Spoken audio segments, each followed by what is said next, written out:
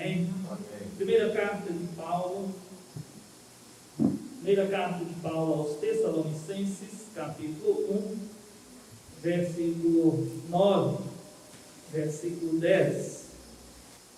Pois eles mesmos, no tocante a nós, proclamam que repercussão teve o nosso ingresso no vosso meio, e de como, deixando os ídolos, vos convertestes a Deus, para servirdes o Deus vivo e verdadeiro, e para aguardardes dos céus o seu Filho, a quem ele ressuscitou dentre os mortos, Jesus, que nos livra da ira vindoura.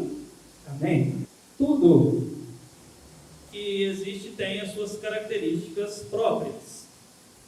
Quando você olha, por exemplo, para um galho de uma determinada árvore, às vezes a distância você não consegue identificar, mas quando você se aproxima, começa a perceber o cheiro, começa a olhar a textura, e olha ao redor e vê que ainda está um pouquinho verde, começa a fazer as suas suposições, e pelo próprio cheiro, lá rapidinho você consegue identificar. Trata-se de um galho, de uma árvore de canela. E do mesmo jeito é tudo na vida. Quando você vai comprar verduras, se você quer verduras boas para a sua refeição, você vai procurar aquela verdura que tem as características de estar em melhor estado. Quando você vai trocar de automóvel e vai comprar um carro seminovo ou mesmo usado, você vai analisar para ver as características, se ele tem características de um veículo que vai atender às suas necessidades. E quando nós falamos da palavra de Deus e do povo de Deus, o povo de Deus também tem características.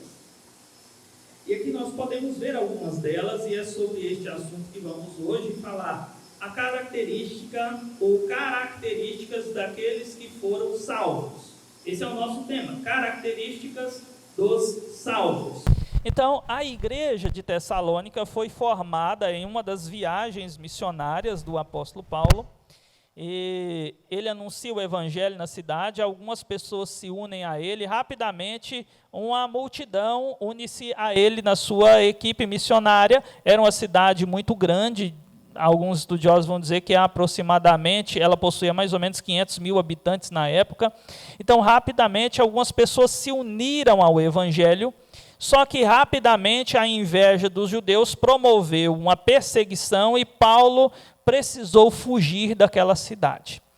E, estando em outra cidade, tendo feito um trabalho missionário de apenas 3 semanas, ele se preocupa com o bem-estar dos cristãos que ficaram para trás.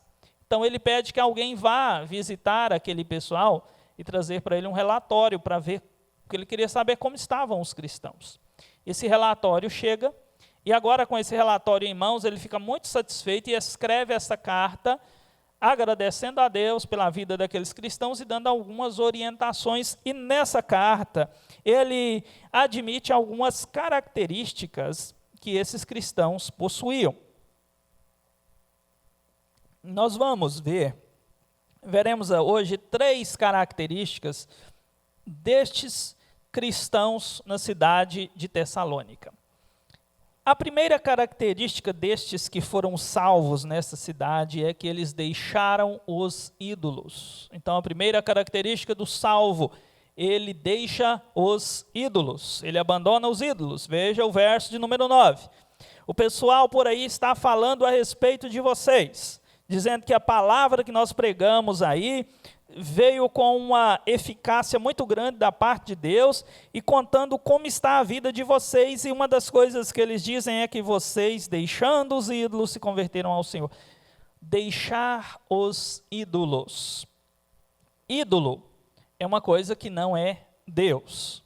Ídolo é algo que a pessoa usa para chegar a um determinado ponto, para satisfazer uma determinada necessidade. Então, se eu quero ser uma pessoa muito bem vestida, eu posso usar um ídolo para fazer de mim alguém bem vestido. Eu posso usar, por exemplo, um trabalho.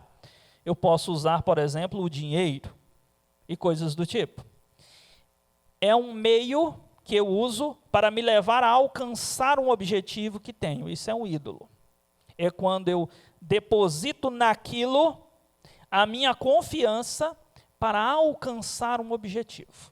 Então, nesse sentido, se eu quero ser reconhecido como uma pessoa muito bela, e mais não sei o que e tal, e começo a fazer várias e várias plásticas no meu corpo, eu posso estar usando estas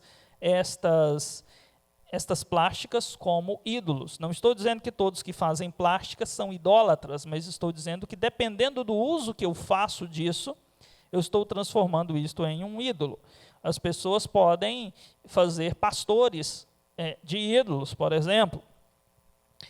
O ídolo é aquilo que as pessoas servem como se fosse Deus, ainda que não seja, mas elas se entregam muito àquilo. Os tessalonicenses tinham os seus ídolos, mas ao ouvir de Jesus Cristo, eles abandonam os seus ídolos para servir ao Senhor. É muito importante nós analisarmos o nosso coração. Se de repente não estão aí escondidos alguns ídolos, algumas coisas que estão tomando o lugar de Deus ou competindo com Deus, algumas ferramentas que eu estou com elas gastando muito tempo e me desviando de Deus para me devotar a essas coisas e para usá-las para alcançar prazeres que eu desejo.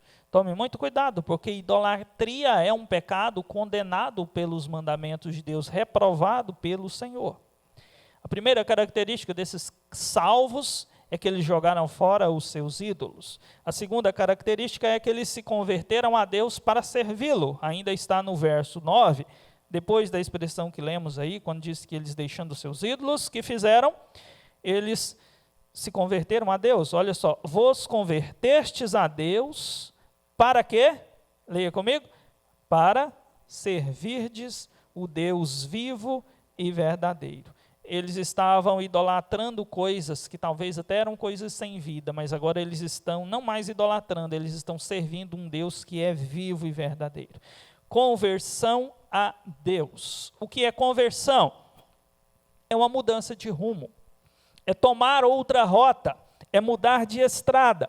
Conversão é sinônimo de novo nascimento, ou nascer do alto, ou nascer do Espírito, aquela expressão que Jesus fala quando conversa com Nicodemos em João capítulo 3. É quando o nosso coração é transformado e agora se torna um coração sensível à palavra e que se abre para Deus e para servir a Deus. Por que que esses de Tessalônica converteram? Ora, eles converteram por 3 motivos. Quando você olha para o verso 4, Paulo está dizendo: nós reconhecemos, irmãos amados de Deus, que vocês foram eleitos por Deus. Então eles se converteram primeiramente por causa da eleição. Efésios capítulo 1 e 2 fala sobre a eleição, que é uma doutrina que nos ensina que lá na eternidade, antes de Deus criar todas as coisas, ele já tinha escolhido algumas pessoas, as quais, em determinado tempo, essas pessoas converteriam ao Senhor e viveriam uma vida de obediência ao Senhor. Então, porque eles foram eleitos por Deus, é um dos motivos pelos quais eles se convertem. Outro motivo está no verso 5, quando ele diz assim, porque o nosso evangelho não chegou até vós, tão somente em palavra, mas sobretudo em poder, no Espírito Santo e em plena convicção. Aqui nós temos 2 motivos pelos quais esse pessoal converteu. Eles converteram porque o evangelho chegou a eles, algum missionário levou o evangelho a eles, e o outro motivo é porque o Espírito Santo operou e deu a eles convicção de que o evangelho era verdadeiro, de que eles eram pecadores, que eles precisavam do Senhor, e por isso eles se rendem, eles se dobram aos pés do Senhor. Então eles converteram porque eram escolhidos por Deus, porque o evangelho foi levado a eles e porque o Espírito Santo transformou os seus corações quando ouviram o evangelho. Então, por fim, eles se agarram a Cristo e passam a servir ao Senhor. E servir a Deus, nós podemos resumir dizendo que é aquela pessoa que cultua a Deus, é aquela pessoa que obedece a Deus para glorificá-lo e obedece a Ele por amor.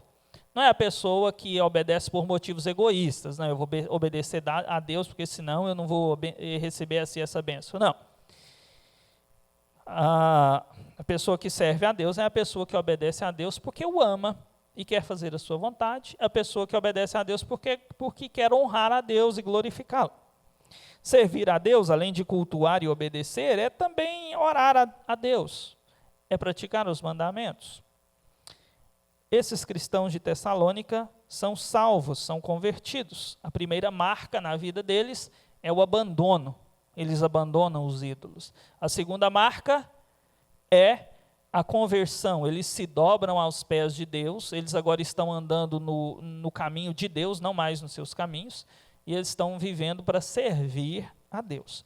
E a terceira característica desses cristãos de Tessalônica é que eles vivem na expectativa da segunda vinda de Cristo. Vivem na expectativa do retorno do seu Salvador. Olha só o verso 10, 1 Tessalonicenses 1, verso 10, diz a palavra: além disso aí, do abandono aos ídolos, da conversão para servir a Deus, vocês também estão numa outra dinâmica aí, que é aguardardes dos céus o seu Filho, a quem ele ressuscitou dentre os mortos, Jesus, que nos livra da ira vindoura. Como estão os cristãos agora? Homens e mulheres que um dia estiveram servindo ídolos, agora estão servindo a Deus. E agora estão olhando para cima, olhando para o céu, esperando Jesus. Lembra quando você era pequeno, morava na fazenda, seu pai ia para a cidade, você ficava com a sua mãe e seus irmãos, aí já estava ficando tarde, a sua mãe dizia assim, vai lá ver se seu pai chegou, você ia e subia na porteira e ficava olhando ao longe para ver se seu pai está aparecendo lá adiante. É mais ou menos a mesma ideia, só que eles não estão olhando lá no horizonte, eles estão olhando para cima. Eles estão esperando o tempo todo, será que Jesus já está chegando agora? Aconteceu alguma coisa diferente no céu, será que é o Senhor Jesus descendo com os anjos para me buscar? Eles vivem nessa expectativa, eles estão aguardando a volta de Jesus, eles sabem que Jesus Cristo veio primeira vez, eles sabem que Jesus Cristo morreu, eles sabem que Jesus ressuscitou dos mortos. Então o que tem agora? A gente vai servindo Ele até o dia que Ele voltar. Será que Ele vai chegar hoje? Será que é amanhã? Eu estou com pressa que Jesus volte. E por que eles estão vivendo em tamanha expectativa pela volta de Jesus? Ora, é porque eles querem estar com Jesus. É porque eles amam Jesus. Eles querem conhecê-lo mais do que já conhecem e querem estar mais perto dele do que já estão. Mas além disso, eles estão com pressa que Jesus volte por causa do contexto que os envolve. Veja que o texto aí diz assim, que vocês estão aguardando a Jesus que vem dos céus, que ressuscitou, que está voltando, esse Jesus que nos livra da ira vindoura. Eles querem que Jesus venha logo, porque eles sabem que existe o dia da ira, e essa ira será o derramamento do furor de Deus sobre o pecador e por causa dos seus pecados. E agora, eles anseiam para que o pecado não mais faça morada nas suas vidas, não mais os derrube, e que por fim o pecado receba a justa retribuição, e eles sabem que o dia que Jesus vier, eles serão livres, porque eles sabem que Jesus vem trazendo ira, sim, mas essa ira será sobre aqueles que vivem na crueldade, na maldade, na rebelião, no pecado, na desobediência, na quebra dos mandamentos, no desprezo por Deus, no desprezo pela palavra, rejeitando, negando e detestando Jesus, perseguindo-o ou simplesmente não dando ouvidos a ele. Esses cristãos de Tessalônica sabem que a ira é para essas pessoas. Para eles, não. Então eles querem que a injustiça se acabe no mundo, que a ira de Deus venha e ponha fim à injustiça, à corrupção, à maldade e ao pecado, e esse dia será o dia em que o povo de Deus será poupado e será livrado. Então eles querem que Jesus venha para livrá-los da ira que virá sobre esse mundo perverso. A volta de Jesus, para quem é fiel, significa livramento. Repete isso comigo, por favor. A volta de Jesus, para quem é fiel, significa o quê? Livramento. Livramento. Paz sem fim. Glória eterna, alegria, as tristezas acabaram, as lágrimas não existem mais, as angústias ficaram no passado, as seduções do pecado já não vão mais existir, é alegria com Deus na eternidade. Então eles querem que o Senhor volte, porque será um dia onde a ira virá sobre o pecador, mas para eles será livramento. Mas também eles querem que a volta de Jesus aconteça, porque será para eles um dia de plena paz. A igreja que nasceu em Tessalônica, nasceu em 3 semanas, como eu disse no início, mas rapidamente a perseguição se levantou, um dos membros foi preso, teve que pagar fiança para sair da cadeia, os missionários tiveram que fugir dali. Então eles não tinham liberdade para adorar a Deus, o cristianismo era um negócio que tinha que acontecer meio escondido, as perseguições eram reais, era difícil ser cristão. Mas eles sabem que quando Jesus voltar, todas essas perseguições não existirão mais. Então eles querem que Jesus venha para pôr fim a essas limitações que os atrapalham de adorar ao Senhor e de viver plenamente a sua vida com o Senhor. Eles querem que Jesus venha, eles se alegram. E se Jesus voltasse naquele exato momento, para eles seria motivo de grande alegria. Então nós vimos aqui algumas características dos salvos. Existem outras, mas aqui vimos 3. O salvo é aquele que deixa os ídolos. A pessoa que foi salva é aquela que se converte a Deus para servi-lo. É aquela pessoa que está esperando por Jesus, porque ele quer morar com Jesus. Ele quer viver com Cristo. Ele sabe que estar com Cristo é melhor do que tudo que possa existir. É celebração, é paz, é eternidade, é vida que não se acaba, é alegria plena, as angústias e enfermidades não mais existirão. É vida eterna, plena e gloriosa. Então, por isso, ele quer estar com o seu Salvador. Eu queria terminar fazendo aqui alguns pensamentos para nós. Primeiro, o que você deixou por causa de Cristo? O que você deixou por causa de Jesus? Porque estes tessalonicenses abriram mão de ídolos e jogaram fora para servir ao Senhor. Houve alguns deles que abriram mão de dinheiro para pagar a fiança, para sair da cadeia e continuar servindo ao Senhor. Você renunciou a quê? Por Jesus. Em alguns lugares do mundo hoje, as pessoas para servir a Jesus precisam estar dispostas a renunciar à própria vida. Família, são desprezados, colocados para fora de casa. E nós no Brasil, a que temos que renunciar por amor ao Senhor? Se você chegar no seu trabalho e disser que você é cristão, alguém vai te jogar pedra? Dificilmente. Talvez um ou outro vai criticar você, mas isso vai ser pouco. Talvez algumas pessoas vão falar de você aí na internet, mas logo isso vai acabar. Você não vai ser expulso de casa, dificilmente. Eu conheço 1 ou 2 pessoas que foram expulsas de casa porque converteram a Cristo. E estou no Evangelho desde 96. Então, a única coisa que o Senhor quer que você abra mão é dos seus ídolos, dos seus pecados, das coisas desse mundo, é de amar esse mundo, os padrões e modelos pecaminosos desse mundo. O próximo raciocínio é: o que você precisa deixar por amor a Cristo? Tem coisas que são incompatíveis. Incompatibilidade são coisas que não funcionam juntas. Por exemplo, não dá para eu colocar um copinho com gasolina aqui e colocar uma chamazinha de fogo aqui do lado. Não vai dar muito certo. o fogo vai invadir a gasolina e vai acabar com ela. É incompatível que os dois vivam juntos sem que haja algum prejuízo. Andar com Deus e viver uma vida de pecado é hipocrisia, é incompatível. Nós não podemos servir ao Senhor e servir as riquezas, servir ao Senhor e servir o mundo, servir ao Senhor e servir o nosso próprio coração. Nós precisamos estar dispostos a deixar coisas para servir ao Senhor.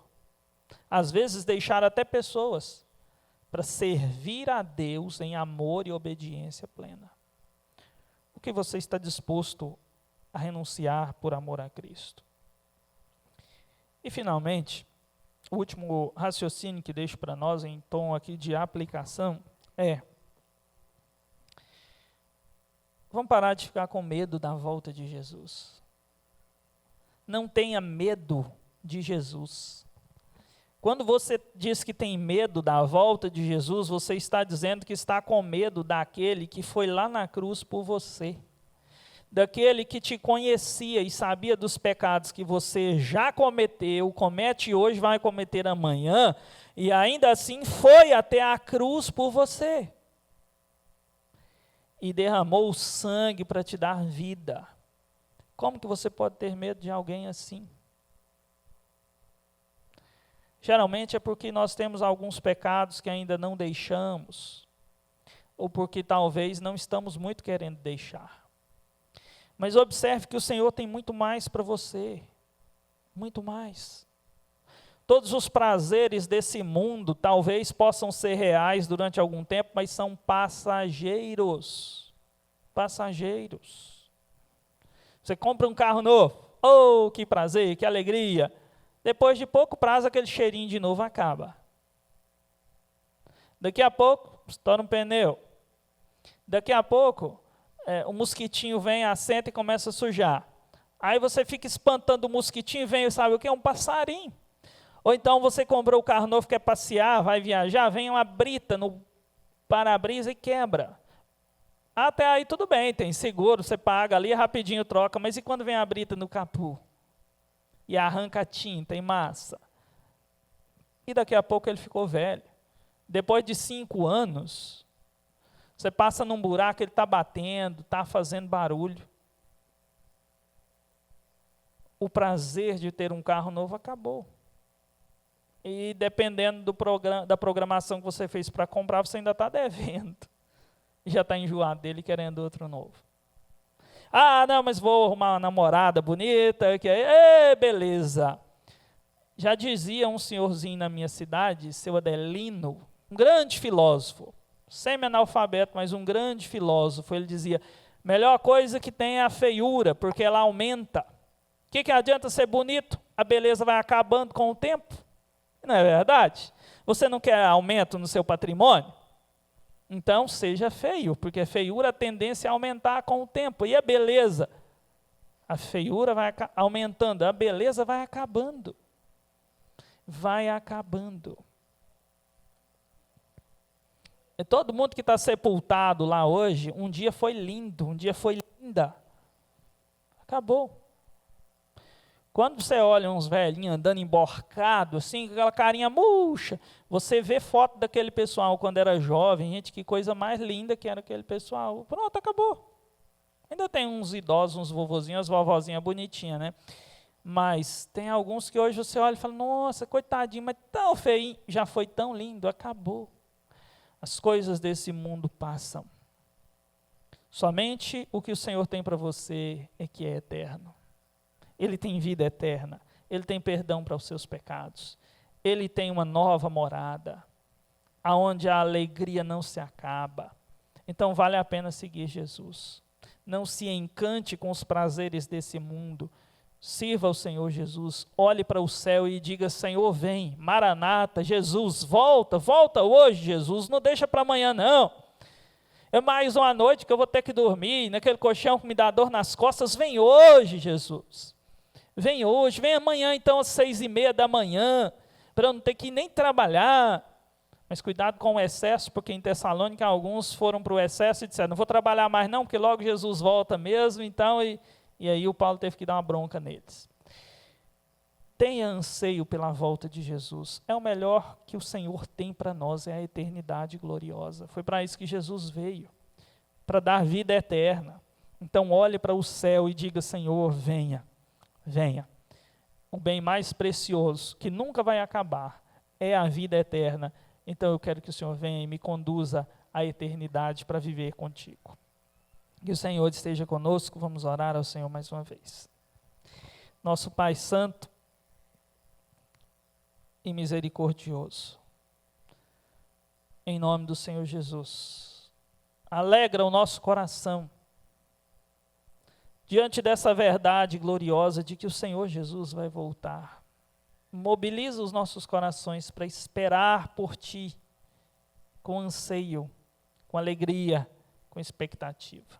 Senhor Deus, muitas vezes somos tentados a nutrir e sustentar e esconder ídolos no nosso coração, para nos levar a alcançar determinados desejos, chegar a determinados pontos que queremos chegar. Mas, Senhor, nos perdoe e arranque tudo isso do nosso coração. Nosso coração seja plenamente pertencente ao Senhor. Enquanto o Senhor não vem para nos buscar, que nós possamos, com muita alegria, servir ao Senhor, com fidelidade, amor, para a glória do Senhor, em nome de Jesus. Amém.